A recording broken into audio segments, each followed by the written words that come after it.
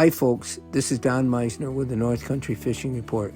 I mentioned in another report that I had talked to my buddy Jigger Jim, who's an ice fishing fanatic and almost lost his life by going through the ice years ago. We talk about that all the time, and whenever I ask him about how's the ice fishing on a certain body of water, his first comment to me is safety, safety, safety. He says, I can't talk about it enough. And one of the things that he passed on to me today was the thought that he said for new fishermen going out, because I traveled along the St. Lawrence River a day ago and I saw there was a lot of shanties out already on some of the ice fishing spots, especially near Coles Creek Marina in that area. There's some real special places. And so that's first ice, and that can be dangerous. And I said, Jim, have you been out yet? He says, no, but there's been some that have been out on Black Lake already. He said, for one thing, I tell people, whatever you do, the most important thing you can take with you is a spud.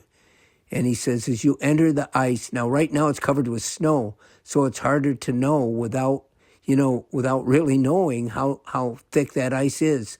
But if you have a spud, it's like a metal rod that you would have in your hand, and at the tip of it is you can tap that on the ice in front of you as you go. And he said, you learn the sounds, but that is a lifesaver, having a spud.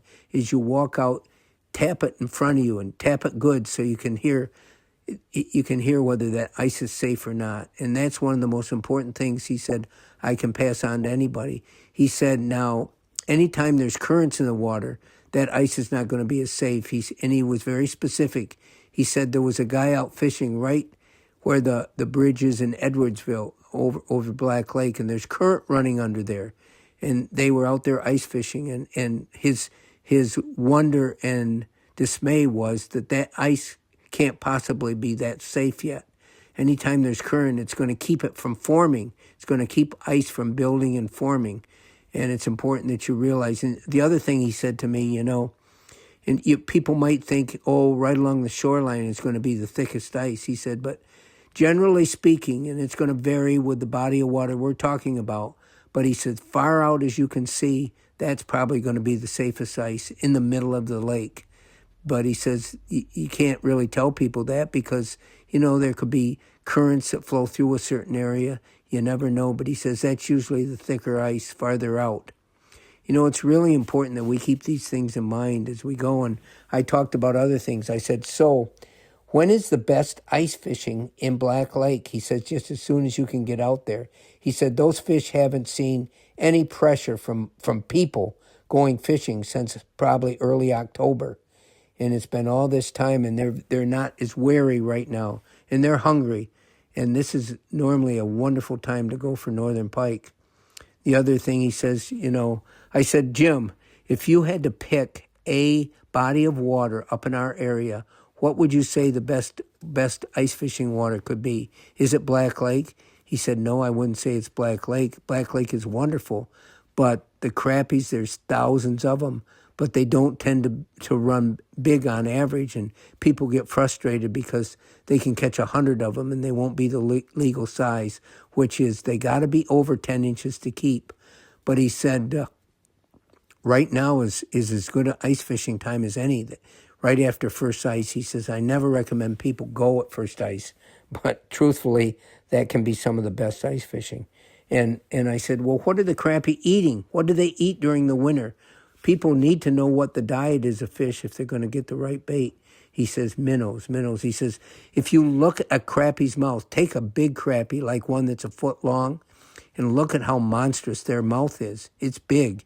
In other words, they can take in really big minnows, and people should be aware of that. Whereas bluegills, their mouths are little. They're eating a lot of bugs and other things, and you use smaller baits for them. But this is very basic ice fishing lore, and I thought it was important that I can pass this on to you. And there are people out right now, but there's an awful lot of... I said, my other question to Jim was, would you say that ice fishing can endanger the population of the fish in a body of water? And in this case, I'm talking about Black Lake. And his quick answer was no. And that goes against what I've always felt. I've always felt the fish are most vulnerable at this time of the year because they gather up in these areas to spawn or to feed.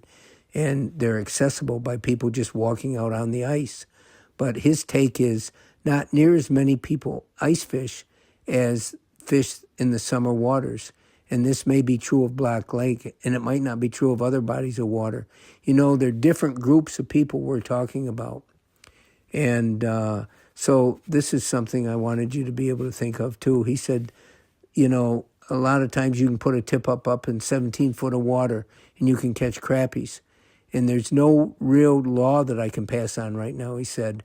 But he said a couple years ago, he went out on the ice and he saw a fisherman that put his tip-ups out. And Jim thought he was crazy. It was only 3 feet of water. And he says, I watched him and he ended up catching a muskie in that 3 feet of water.